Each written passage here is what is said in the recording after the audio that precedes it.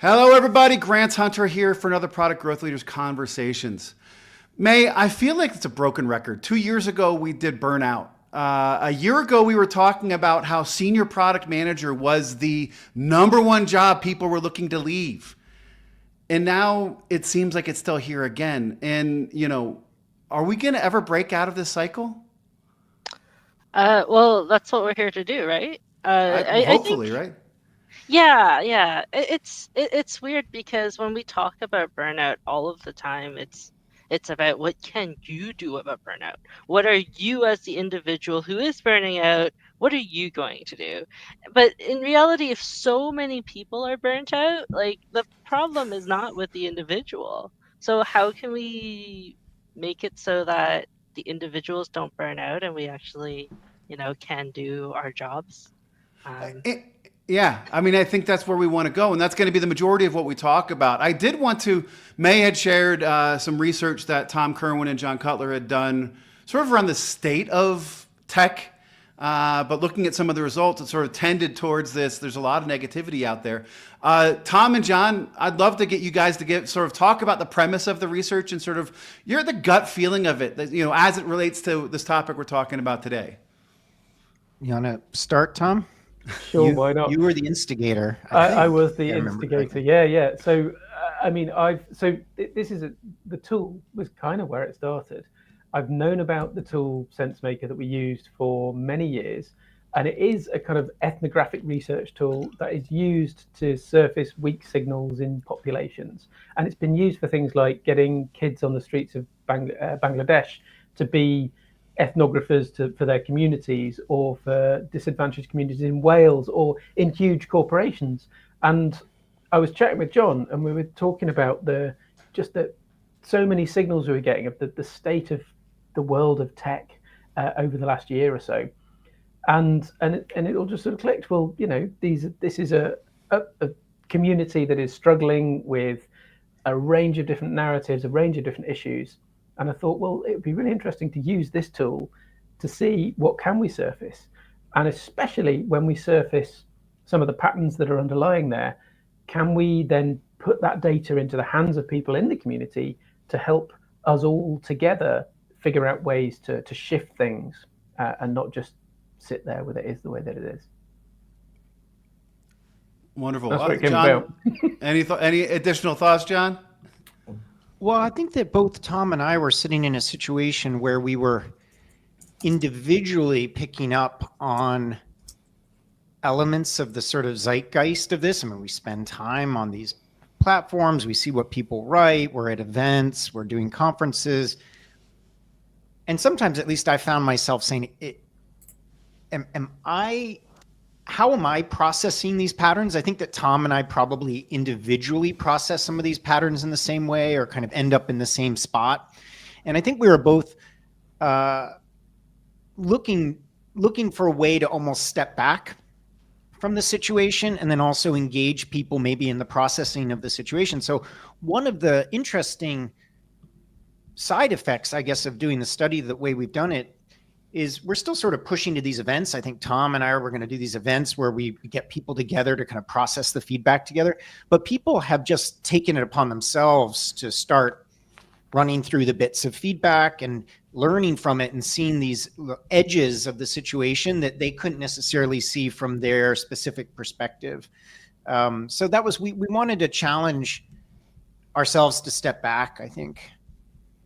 No, I love it. And for those who are watching, Tom had posted a link to the research trigger strategy, what the heck's going on in tech, in the comments below. So you should be able to find it there and sort of dig into. I spent an afternoon digging through it, reading the things, looking at it, and it just, maybe it was the first question where it was the negative, the negative and very negative was so weighted. It just,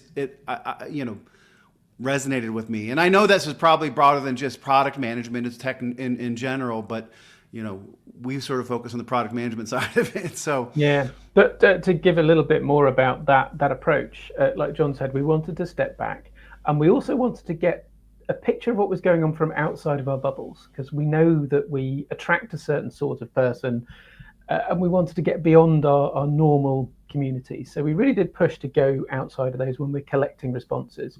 And it was amazing to get, it was over 500 responses in just a couple of weeks in the end, that it really sort of caught on for a little while.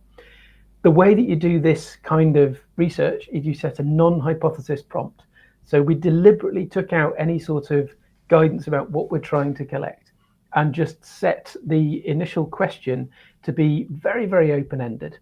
And I actually can't remember the wording right now, so I'm loading it. But we're just trying to collect a story from somebody that, so we asked, your best friend asks you how things are going for you professionally. You tell them about an experience that you've had recently that illustrates how things are going. And so people join the thing, they tell a story, and then you were noting, Grant, that some of these were coded very negative, some were positive, but people would say, what was the sentiment of my story? Did it feel very positive through to very negative? But then we also got them to signify what this meant on a whole load of other different like triangles and lines and things like that, to get a sense of where do you think this story is coming from? And I wanted to point to a couple of things that really jumped out for me. I know, John, you've got some that you talked about on a, I think it was a podcast episode that I came across recently. The stories from today, as you said, Grant, they skewed really negative. But what was nice to see, the future skewed positive. The future, there was hope. People still have hope. I should warn anyone, if you go and fill out this thing, we'd love to have your take on it. You can then go and see all the results once you've filled it out. So we don't want to skew it by you seeing it all before you fill out the questionnaire. But you get a link at the end of the thing to go and sign up to an email list. And the first thing you get is a link to the results. Then you can read through all of it. If you do, have a stiff drink or happy music on or something like that, because it is pretty tough going. And some people have commented saying, this is actually this is making me feel bad and I'm not happy with it. And one of the things that I think jumps out as being particularly concerning, which I think ties directly to our conversation today, is about half of the respondents said things were out of their control, getting worse, and that is just the way things are. And I think with half of people in that position, that is, I mean, talk about a recipe for perfect burnout. Yeah. There it is. No, completely. Did you guys find similar responses? Did you track it at a function level, designers versus engineers versus, did you find any differences between the members of the pod? Did you dig into that much, John? I've got that on my list of. It's pretty easy to. So I feel like I want to give Tom an opportunity to talk a little bit, and I could just. I mean, in the tool, you can go and zero in, for example, just maybe actually one thing that would be maybe. I don't. Again, I think Tom and I are hesitant about biasing people too much to a particular narrative. I think that if I'll just show some of the results, because I think that it's more important to see what you can do with it than seeing necessarily sort of what particular results are.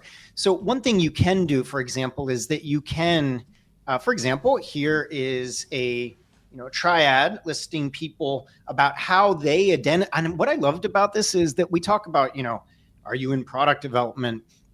It's amazing how people identify as being all kinds of mixes of design, product, and engineering. But you could go, for example, if you wanted to, and say, just show these folks. And it will zero in, and you can see actually here, that this is product management. And so it correctly did it. And then you could actually go in from here and then look at a number of the different, so here's what Tom was saying. In my story, the way things played out was out of my control. You can see where the results are. Yeah. So I think it's we'd want to kind of encourage people to get in there and understand. Yeah. I mean, I think realistically too, look, I told people about it. Tom told people about it. It's not like we dropped it into the Y Combinator, how's your week jamming kind of thing. And but even though maybe we probably did bias it, we did, the ability to kind of zero in on the edges of that, who is saying things are well. And that's actually a great exercise. I think a lot of people who saw the results maybe didn't see those features, or maybe it was very triggering, I guess, to be able to go in to do it. But if you want to have some good news, you can also go in there and just select the people who think things are going great. And they say things like, what a time to be alive. I've never been so excited about the technology that's available. So even though we probably did bias it a bit, you can sort of explore the edges of the feedback. Yeah, and I love that for there's sort of two reasons, and I know we're sort of hogging right now. But one thing is, I didn't want to do research. We didn't want to do research either of us where we are interpreting it for you.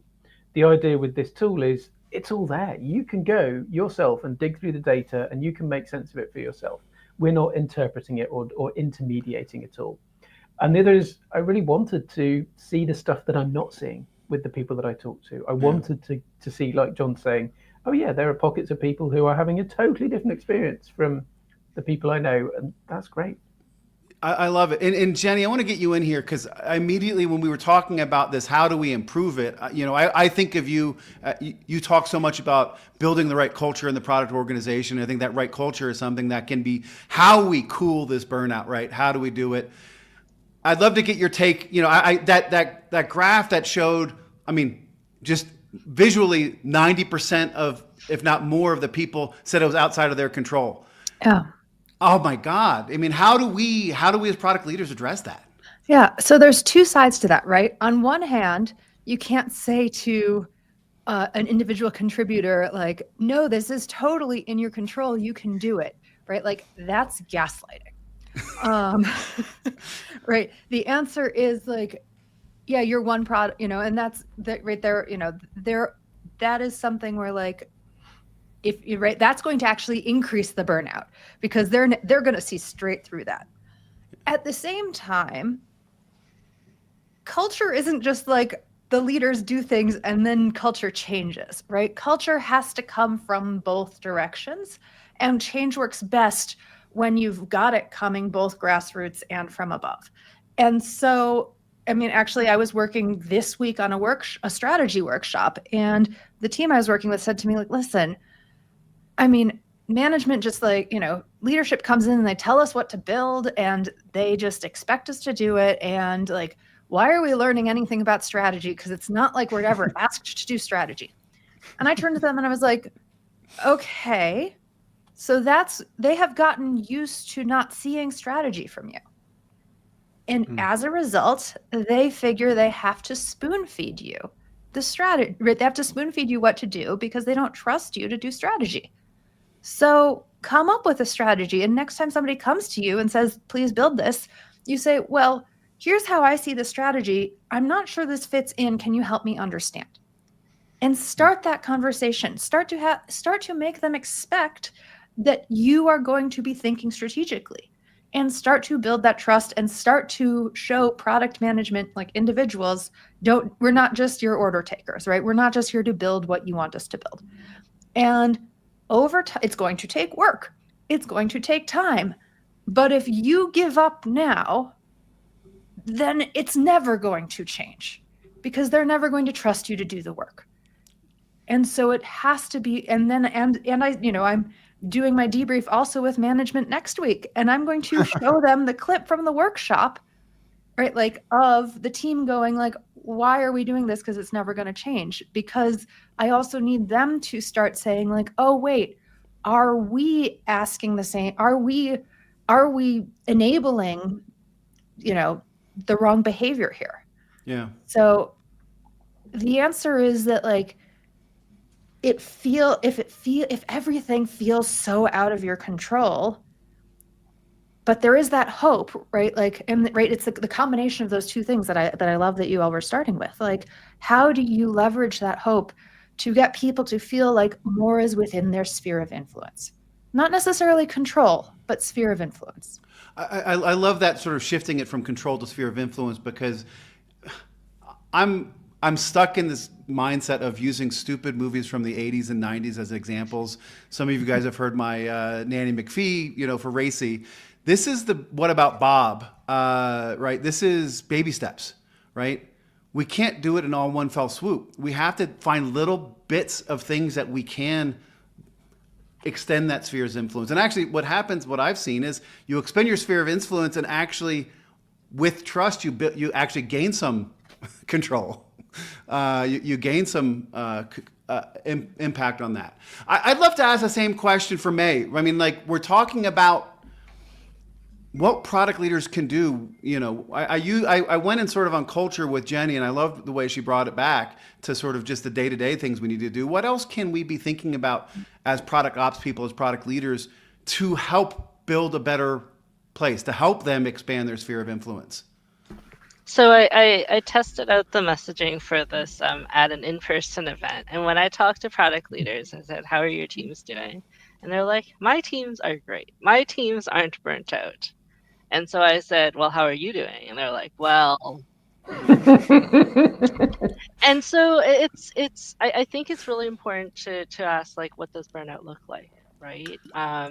And if you feel like you're under a lot of stress, chances are your team's under a lot of stress, even if they're not telling you it, right? They might be even showing signs of it, but that looking for it, actively looking for it, actively engaging in that conversation and building that trust to be able to have that conversation is absolutely critical. Because, like, unless if you have a hyper honest person on your team who's just going to tell you, hey, I'm burnt out, like, chances are you're rarely ever going to have that conversation with someone, because there is that level of power hierarchy there, right? Like, the only way that a PM who's been under so much stress and, like, will ever pick up the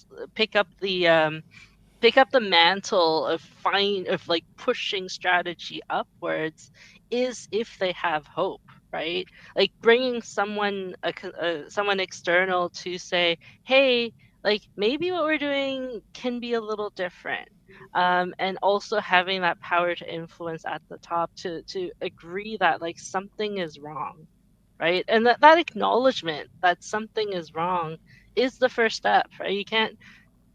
You can't just go and change something if you don't think anything is wrong. Well, and you can't just survey your employees and then fire the ones who say they're stressed, which was in the news this week. And I can, you know, And I want to kind of add to that, though. Like, so here, I really love this analogy of a potato, and you've probably heard me say it, like, write it a couple of times this week. But it's like, you got a potato, and, like, usually if you're working, everyone's like a little toasty warm, right? But the more heat you add, the crispier it gets. And if you go and talk to, like, all these product managers, you're like, how crispy are you? They're like, oh. Crispy. Yeah, but when you're crispy, you are fragile. You're about to break. And the second you're burnt, there's no coming back from burnt. Like, once you're burnt out, you're burnt out. And therefore, like, that's why when Grant's like, what do we want to call this thing? I said, why don't we call it cooling product burnout? Because even if you take a potato out of the oven and throw it in the fridge or the freezer, it's still going to take time to cool it off. It takes that active intention to see, like, this is what's broken. Here's how we take a step back and say, like, how do we mitigate it? But that mitigation is going to take time and effort. It's going to cost you. But that's the cost of burning out your team in the first place. So stop doing it. I mean, I wish it was as easy as just stop doing it. And there's that compounding factor. Too often, like May said, I talk to the product leaders, and the product leaders are stuck in this place, right? They're trying to protect their team, but they've got the senior leadership team and the board, which they're responsible for. And many of them, you know, I feel aren't prepared properly to deal with that type of situation. You know, I'll start with John, but I want to get Tom on this as well. It's like, how do we heal the product leaders too, right? Because it's hard for the product leaders to heal their organization or start cooling the fire if they're in that situation too. I'd love to, John, I'll start with you. Yeah, I mean, I think it's important to remember there's a chemical and psychological impact to this. Having known people who had to take a leave of absence and extend that leave of absence to many months, maybe even a year, just to get to the point where they're functioning. And not to overuse the sports analogies, I used to be really into cycling, and there's overreaching in cycling. Like, you don't get stronger in a sport without sort of overreaching a little bit, but true burnout in cycling or overtraining is a chronic condition. It's the difference between acute stressors and chronic stressors. And if you become really truly overtrained, it's not just, you don't snap your fingers and jump out of it. You don't like show up at the all hands and say, all right, we're going to get, all right, everyone, trust each other. You do these things. So I think that that's one important thing to think about, is that it's almost chronic dissonance. Something is not adding up. I think for different people individually, the what, when we talk about what isn't adding up, can be very different. My aspirations, my identity, my time, my energy, my expectations, something isn't adding up for long periods of time. And when you have that kind of dissonance, it forms a sort of chronic imbalance that you become accustomed to, and your body is reacting to preserve itself. It's shutting down, it's doing these particular things. So I think it's important to remember that side of it. That's very important. But I think that the one thing I wish I could say to all leaders in this is, don't try to fix it the way you think you're fixing it. And the way, so this idea that I wrote this long post about this, and I'll make it really quick, but in a normal functioning transfer of information in this thing we call mission command, which is basically how most companies aspire to work now, is just built on sort of military concepts, right? Leader projects this inspiring context and the mission, and people have autonomy as you go down to the front lines, and they bubble up what's wrong. And, sir, I disagree with your orders. I think that we should take the bridge. Very good point. Thank you so much. I'm going to put my, so we operate in the best of times, we try to operate on this clean feedback loop with trust and psychological safety and a clear sense of cohesion, and we're all in it together, works. In the current environment, that is broken. The trust is not there. The loyalty is not there. The confidence is not there. Trust is, mistrust is being broadcast downwards. Mistrust is being broadcast upwards. The information is not going to flow. So the normal sort of management response or leader response of, things are incoherent. If I just figure it out better, if we can just be more transparent, if we can just get in the room, if we can just figure this out, is not going to work. And so the actual path to getting better are things that are more counterintuitive, right? It's not just trying to lead harder using the paradigm that you think works. It's actually about trying something different. And I'll pass it off to Tom. And we've had some ideas typically about what is different, but I would say it's different. What is something that you have not done before? Because apparently what you've tried to do before is not fitting in this thing. And so you could challenge yourself to think like that. Right? I mean, the old broken record mentality, or the definition of insanity. If you tried it before and it didn't work and you keep trying it. I love this idea. Yeah, and this expectation that the coherence is just a click away. If we could just bring in the better manager this time, or just flatten the org, for sure this is going to fix it, or whatever the people are thinking is not the right response. And just, John, right, like I just want to double down on this. Like, if the problem is burnout, working harder is not the solution. Yeah. Right. Just to like summarize what you said. Yeah. Or, one piece of it, right? Like, turn up the gas another notch, and that'll get us through it. And the more the details, for sure, you're going to know. Like, for sure, the information will travel now when you're down in the details. This is going to be great. Yeah. Now, there's one thread of that dissonance that I've been writing about for a while now, and I've talked about this thing, the vision chasm, which I saw in several organizations, and now I think I see everywhere, which is, and I hear from people like friends who are working in companies who say the vision changes every 2 weeks, and there's no point us doing anything because it's going to change again in 2 weeks, because the leadership, they don't have a strategic bone in their body. Now, I think what's shifted is we don't have growth or the hope of growth in most companies now. So it was either we're growing, and it's pretty obvious what we need to do, actually. So we can say whatever we like about the vision and the strategy. We're just going to do the obvious things and we're okay, and we can pretend we're great at strategy. Or we're in a situation where at least we know there's hope that we can get growth. But going around organizations now, I'm seeing actually we have no idea. As far as we know, we're stuck. And the leadership are just scrabbling around looking for what they used to have, but can't have today. And there's that thing of, if we could just find the vision that works, then we can stick to it. But you can't, because there isn't one. And that creates this massive dissonance. And to me, that means bounded applicability. The methods that you were using, just like John said, the methods that you're using to set a vision and strategize towards it, you can't have them. So you need to do something radically different. So yeah, we can talk about that. And I'd agree that I've been hearing from a whole bunch of my clients that same idea of like, yeah, it's the constant 180s that's contributing a huge amount to this burnout, right? Yeah. And so,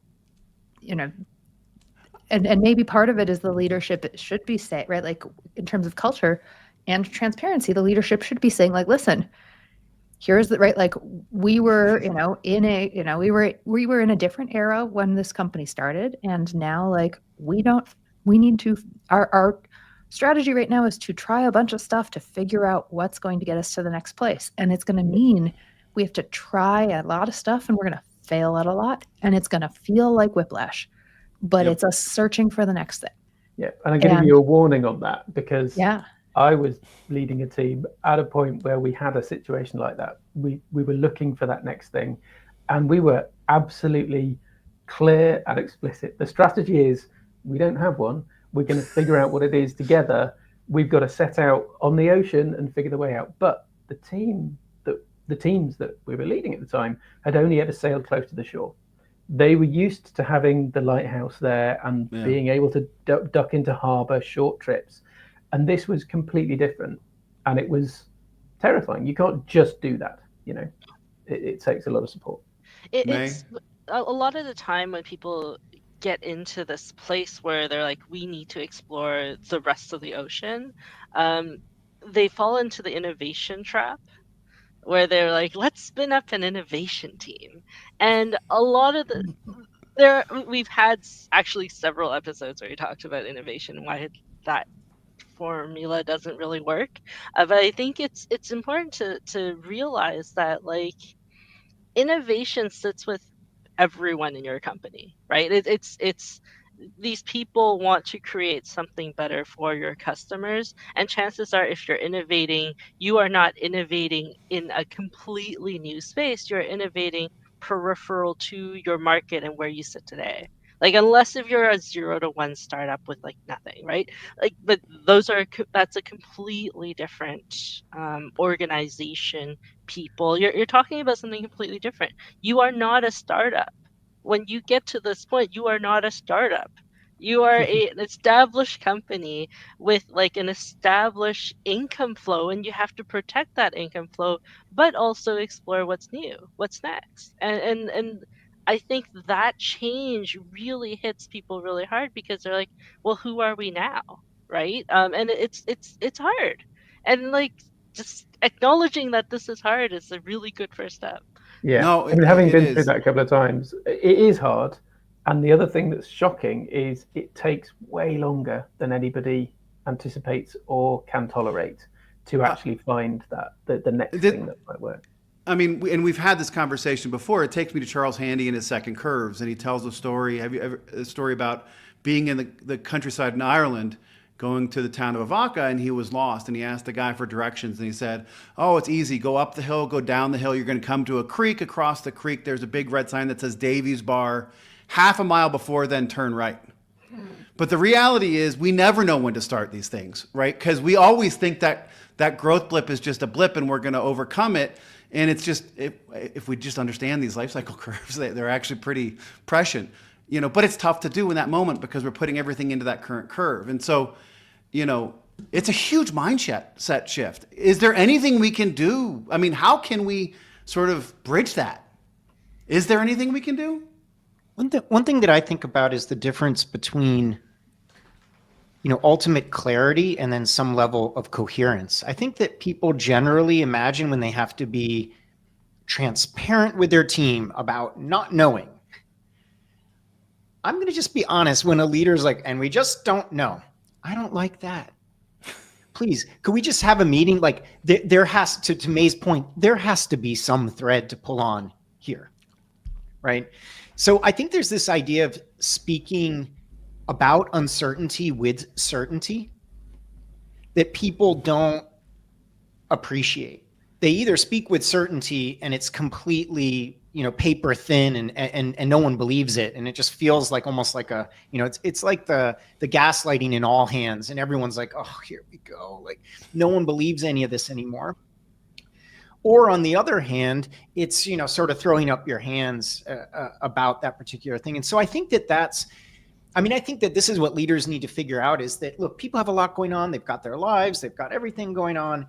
And if you're not sort of putting at least that point on the horizon, a sort of directional point, you're going to have a tough time. And I learned this the other day. Actually, I'm finishing up a consulting gig. I started a new full-time job, but one of the things we did is just the power of an expiration date for an experiment type of thing.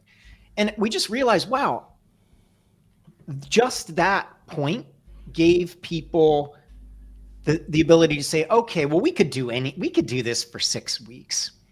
And in there, it was something minor for them. It was literally, there was a bunch of one-on-one conversations going on with sales engineers. And they were like, could just for 6 weeks, could we put this in here? And I'm putting a meeting on the calendar for us to discuss whether to continue this. By default, we will not continue this. And there was something about that, and it seems kind of like a silly minor example for this, but I think that's an example where people had clarity, the sort of near term, what was expected of them. They kind of committed to this thing. They were going to give it a go to see whether that could sort of tame the overload for the team. But it was that little point about, by default, we won't continue the experiment, and I put a meeting in place for us to discuss it, gave people a sense of agency over this experiment that would have been very different than the leader said, oh my God, there's so much burnout here. We gotta condense our communication channels so that I can see everything that's going on. Like, imagine the difference between those two approaches. Mm-hmm. Like, one is abundant. The other one actually speaks scarcity. The other one speaks concern and fear. The other one speaks abundance and opportunity. And I think that's a big difference. Well, and I think that's a good example of giving some control. Right. It's just that very little, like, and how helpful that can be, of just like, yeah, we're putting, the control of whether we continue this or not back into your hands. Well, I love the idea of the time bound, because I was thinking of something that Jason Fried had written a few weeks ago about how every problem can have a 2-week solution, a 4-week solution, an 8-week solution, or a 16-week solution. And with one of my clients we've been working with, they always want to boil the ocean. Right? They always go to that 16-week solution. And I love this idea of time bounding. It sort of almost forces them to focus and get away from the periphery and think in this mindset of, what can we do in this period of time? I mean, whether you call it slicing or not. And so I think that could be transferable from experiments even into development work, into solutioning, because with that, okay, you got 2 weeks. What's the best we can do in 2 weeks? And now it sort of gives them certainty and that type of stuff. I love this idea. I use that approach, or a similar flavor of that, with a thing that I call pivot triggers. But we'll say everyone's ideas are always big. There's an inherent bigness of ideas. You want to do the whole thing. You want to do it well. We're craftspeople and we care. So then I say, brilliant. We've mapped out the whole thing. It's going to be amazing. It's also going to take 2 years. So what if we had to deliver the value from that to one person right now? How do we do that? And then, if we do that, what do we need to see in order to say, yeah, we think there's something there? And the default, again, is we will pivot if we don't see enough of the signals. We're gonna stop and think again. We're not going to keep going unless we see the signals we need to see to feel confident that, oh yeah, there is something in this. Most of the time, the signals come back, actually, no, it's not going to work, because things don't work on the first time. They never have. They never will. Tom, go ahead, Meg. Sorry, I want to touch on 2 things here. One is when you're talking about 2 weeks, it's not really a long enough time frame for anything to realistically happen, right? Even if you're just going out there and exploring. If you want, I think product management exists on a slightly longer time scale, and I think it's really important to call that out. The second thing is, it's like a lot of what we're talking about is control. Right? If you talk to product managers who are burnt out, the word that will come up over and over and over again is control, which is, I'm being asked to make all of these decisions that have already been made for me, that I have to then go and build out a business case for something that's already been decided, or like I feel like I have no control over the timelines or over realism, reality, and it's that frustration that always leads to it. And I think so. The question is, like, anytime someone comes and says I'm really burnt out, or like I don't know how to work within my organization, the question I ask is, where does the balance of power sit within your organization? Because chances are it's not within product. Or Yeah. even if it's within product, there is some convoluted thing that's happening within that organization that takes power away from the individual PM and the individual teams that are actually doing the work. So I Yeah. think it's important to like just analyze that power structure and like really answer the question, where does power sit and is this what we want? That's worth There's asking. But it's an interesting question if you are that product leader. And I think you've nailed something really important there, because you are asked to make decisions that satisfy 14 different contradictory requirements. And there is no needle that can thread through this. Someone is going to be disappointed, and it's someone with power. And one of the questions in the intro to this was, what can a product leader do? What makes it difficult? The answer is often other leaders, who they are beholden to stakeholders and to the board, and they don't have a choice but to require things that contradict one another. And so analyze the power structure, but then do you get into the power game as well? Is that something you want to play? Or how do you handle that? Because it's not as simple as just analyze the power structure and then make it better. Well, what I've seen is that power struggle. If you try to step up into it, it just changes the dynamics. It's a different type of burnt out or stress than what we were dealing with before. And maybe it's like, I don't know. In my head, I keep going back to, is there even a way to create true collaboration across those stakeholders, right? Across the leadership team? Because if otherwise, I mean, May talked about it, there's always going to be a power balance somewhere. Well, isn't the ultimate team, the one that is collaborating and has mutual respect, and we suspend our assumptions? Jen and I had a conversation with Scott Selhorst at lunch a couple months ago where I brought up Boehm's dialogue, right? And how if you can truly bring people in and suspend your assumptions to have those conversations and make things happen, but is that even possible, right? I mean, one thing that I'm seeing too is that there is people talk about Dunbar's number of 150 odd people, and there's a lot of debate about that. But especially in a remote setting, I think there's a boundary of like 30 to 50 people that is a sort of boundary of trust development. It's sort of a boundary of coherence that you can create in a company.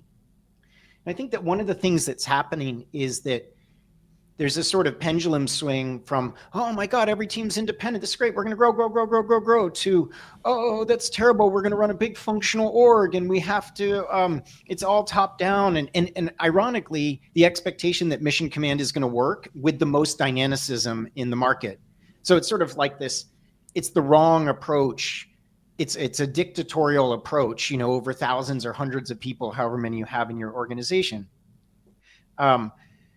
And so I think that for what many leaders can think of is, what are the boundaries in some sense of coherence that they can create? What is a stable-ish mission for a team that at least for three, this idea, I saw a post recently that says, product market fit is dead. It's a journey. All people in the company must understand there's a reason why leadership is shifting our strategy every quarter. This is a company that provides credit cards to people to expense their things, right? That you expense your business travel and things like that. And I'm scratching my head about that. I'm thinking, did this person just admit that the only competitive differentiator in their market is the ability to out execute the other 10 companies that do this? is there no, like, if you use Helmer's powers, is there no power they've demonstrated other than the ability to be more nimble than the other 10 companies that are trying to be more nimble? Like, is that the extent of the strategy that exists? Not to bust on that company, but I was like, man, this sort of seems like this is what I'm saying. If I read between the lines of like, everyone, you got to be ready for uncertainty. You got to be ready to do this. You've got to be ready to, we're going to shift it up every quarter because product market fit is dead. I'm like, well, PMF is actually an early suggestion at a power of network effect or ability to, so there is no strategy here other than try to outmaneuver competitors in this time of dynamicism, right? Well, But anyway, to go back to this kind of like minimally viable circle is a little bit this idea that like, come on, there's some area of 30 to 50 people who have to come to work that have something more solid to go on than 12 to 16 weeks with the holidays thrown in. But before they're going to be like they're spun around. Anyway, rant over. But like, I think that there's Jenny, I'd like to get your I mean, you've worked with scaling companies, and you know, how do we make this work? Yeah. So I think that, right, there's one of the things that I'm hearing from this conversation, right, is like the way in which this is sort of a theme today of like the way that instability contributes to team burnout. And so you can't remove all instability from a company. That's right. Companies do have to change. The market changes.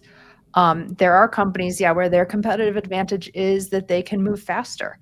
And that also works great. That worked great for Toyota as well. Like there are plenty of companies where like being able to deliver faster and be more efficient internally can be your competitive advantage.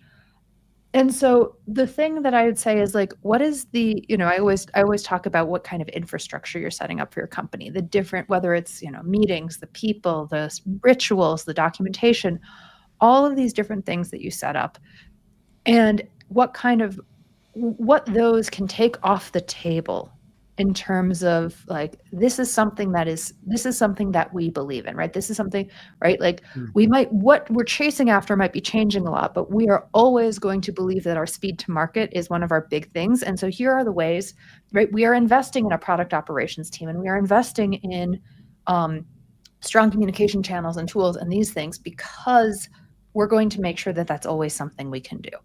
And so we're going to stabilize on this, on how we work together so that we can be flexible on what we're building versus another company where maybe they're going to be like, listen, we know what we know what our roadmap needs to look like for the next 2 years because we've just, we've got the list of client requests. Like there is stability there, but we think we can be delivering better. Right. And so we're going to be investing over on this side. And that's, you're going to see changes in terms of our team structures or in terms of how we work, because that's where we need to iterate right now. So like you're making me about think, what can you hold stable? What kind of tools and infrastructure you can put in place to hold that piece stable so that you can work on another piece and not have everything changing all the time. Yeah, I love the way you're talking about, like, you have to invest in the stuff that you want to have happen more. And I think about this in terms of energy gradients. Are you asking your teams to push boulders up hills, or have you put a lot of work in to flatten the hill so it's easy to push the boulder along? And if you want that rapid to market, yes, you have to invest in the operations side to make that possible. And you have to make investments in agreeing that, well, maybe we're not going to do as high a quality releases. We're going to focus on that speed and then fix it. And that's okay for us. And we'll take the cost of that, and you won't get in trouble for things that are going to happen when you do that. Yeah. And a lot of the time, like the question is who's doing that work, right? A lot of the product leaders you talk to who are already either approaching burnout or like pretty crispy, they say, okay, so the thing I need to do is fix the way we work together. Great, but you're already burnt out. How are you going to do this? Yeah, you've got to do that on top of doing more than you could do anyway. Yeah. Exactly. So it's like, and if you're not doing it, that work is spread out between your team. and your team is also feeling that pressure and also feeling like struggling with the way that you do it yourself today. So where are they going to get that power and that autonomy and that mandate to really change how you work together, right? And this is like when people talk about like, why should I hire product ops, like this is it. Like, how are you going to do it internally? And when Yeah. people do it internally and push those changes internally, very often, especially as individual contributor PMs, they're not recognized for that work. So who's actually doing it? It's usually women or people of color or people who are minorities, because they feel like this makes their work better and they want to get ahead. So it's like all of these things are kind of combine together to make things really, really hard for like individuals to be successful in that team. And contributing to that burnout also is all of those people who are doing that shadow product ops work and then not getting recognized for it. Yeah. Meanwhile, the people who are doing the heroics and just pushing the boulder the last little bit up the hill, they get all the accolades. I mean, just kind of amazed me how, you go into a functioning wood shop and it's their ergonomics, right? Or you go and you see people doing any type of meaningful work and there's ergonomics. There's attention to the sort of cognitive design of the particular area to be working. And yet with this, we're so hesitant to try to imagine that there's process. Like we're so hesitant to believe. I used to play a lot of music and record a lot of music, and it is so much easier to record music in a well-functioning studio. It doesn't mean that you can't have the area of the studio that's all messy, but the music you can make when you're like, I want to record this Wurlitzer on this song, and the Wurlitzer is set up and it has I can go to the amp and set it up, and you create amazing music together. And you know what? It's amazing when there's an engineer in the studio. The engineer is fixing all the things. Yesterday, I did a workshop and I discovered at 6 a.m. that my power in my neighborhood had gone out, and I had to lug this screen. I had to lug everything to a friend's house and sit on their kitchen table and do a 3-hour workshop. Way, way, way harder. Way harder. The cognitive. And so I think that to your point, Jenny, it's so funny that often I see with operations, there's teams that could be operating more transactionally, forced to operate more in each other's face. And there's people who need to be working closer together that are forced to work transactionally. That isn't just, if you just had a group of people in your company saying, we want to make the cognitive architecture of this company easier to work within, take all the transactional things that people are forced to have to put a lot of brain work into it and transactionalize them, and then make nice spaces for people to collaborate, you could be so much more effective. But I think that it's just not rewarded work at the moment. I think because for whatever reason, we don't see that as the worky work. And how much is the environment designed for the people with the most power? Like how much are they designing the way things work for their own comfort? I'm going to actually go with a different take on that, which is that if you, right, like, so, this is right, this conversation is about burnout, and investing in this kind of stuff is one way to reduce burnout, except that it is extraordinarily hard to measure the value of it, right? So, one of the things I talk about with potential clients is I can help you have less burnout on your team because they know that somebody's investing in this stuff, trying to make things easier for them. But they say, great. And then, how much is that worth? And I'm like, well, okay, so what's your turnover and how much of that turnover is due to burnout and what's the cost to replace? And the math gets very, there's no math. Are you doing sentiment surveys so you can track if it's going in the right direction? Yeah, this is great. You actually should be there to burn people out, right? Because then they'll just leave voluntarily. Isn't it just my work? So it's actually maybe that's a really cynical view, John. Cynical but true. The number of companies right now that basically will do the official layoffs, pay the severance, and then expect the other 5 to 10% to leave on their own volition. This is true. Let's just be honest about what's happening. But this is why we're not seeing this is one of the it's as opposed to if you hire a new salesperson, right? It's pretty easy to say like, okay, I'm going to, I can expect like our sales per person is this. So if I bring a new person on, like it should be worth this much. So I can invest this much in it. And like the math is straightforward. And here we're talking about product burnout. And even, right, like we've all seen, there's even debates like, what's the value of product management? How do you quantify that? Are product managers needed? And the answer is like it's so messy and it's not quantifiable. And that I think is actually one of the reasons we're not seeing the investment. It's not, I mean, yes, some of it is because, there are the power structures and things like that, Tom, but I think there's just this very basic thing of like, if you're having to just, you have to go to the CFO and say, I want to hire this person. And they say, well, what value are they going to add? And so, Jenny, you got me thinking, and I had a question written down, which is about, is product management more prone to burnout than other functions? But then we started talking about ops, right? And it's like almost every other function has been around enough that, maybe accountants get stressed like the last couple of weeks of the quarter, the first week in the new quarter, right, when they're closing the books. But you never hear, I never hear my CFO friends talk about burnout in their ranks. I never hear salespeople know how they're on the golf course at noon anyway, so they're not burnt. I mean, but it's is it because we're a less mature function in ops would help with that? I'm going to cycle back to something John said way earlier in this conversation where he was talking about the lack of alignment between, your view of yourself and what you're doing with your work, right? Like that cognitive dissonance that's contributing to the burnout. Yep. You don't become a product manager because you want a nice 9 to 5 where you can leave your work at home, where you leave your work at the office and you know what you're doing and there's lots of control and lots of clarity on what your job is, right? Like, Grant, you're contrasting this with accounting, right? Like people who become accountants usually like those other benefits of the job. People who become product managers are entrepreneurial, like and the ambiguity, massively ambitious, right? And so lo and behold, I think we are predisposed to that cognitive dissonance because we become product managers because we want to change the world. And then we get in this company and we're not changing the world.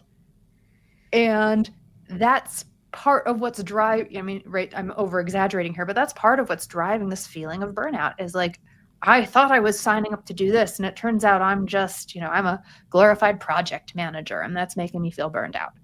Coming from the design side of the world, the UX world has been through a significant reckoning of, we thought we were changing the world. Oh no, turns out nothing good was happening. Oh well. So I recognize that very well. You don't get into it because you want an easy life. So it's the persona is as much to, the persona mixing with not the lack of control or certainty, sort of those two mixed together. Well, you're in the pivotal point of the coherence sort of vortex, right? Yeah. And there are roles that are going to, an example there too is, marketing feels this when there's a shift in marketing strategy. It sort of churned. They feel a part of this.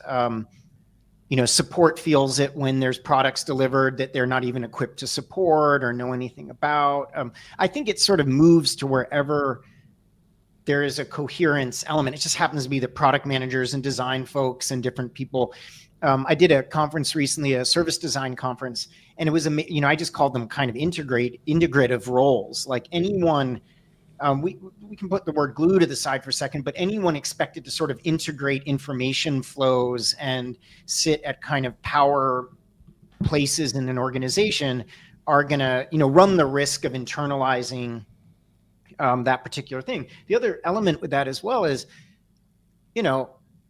there's local coherence and then global coherence for the companies.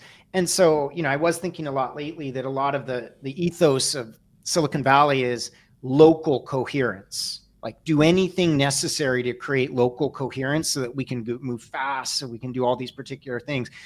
Realistically, there's a lot of chaos in those companies if you can keep it locally coherent. But the idea of like coherence at some greater scale in a company is a pretty fleeting thing. And I think it kind of, the pressure moves to marketing when product's shipping a bunch of new things, the pressure moves back to product, and the pressure moves to engineering. So wherever the lack of coherence is felt the most is where the cycle goes. So maybe we're just seeing that it happens to be product at the moment, I think. Yeah. I love the way of looking at that. We need to shift to wrapping up. And always the last question we ask is, what's your biggest learning or takeaway from this conversation as we have it? And I love to start with Tom. Tom, we've been all over the map on this one. Coming out of this conversation, what's a learning or takeaway that you'd want to highlight? Oof, that's brutal. Can someone else go first? All right, I'll go with Jenny. I think one thing, right, is maybe, I was like, well, so should we declare we don't have a direction?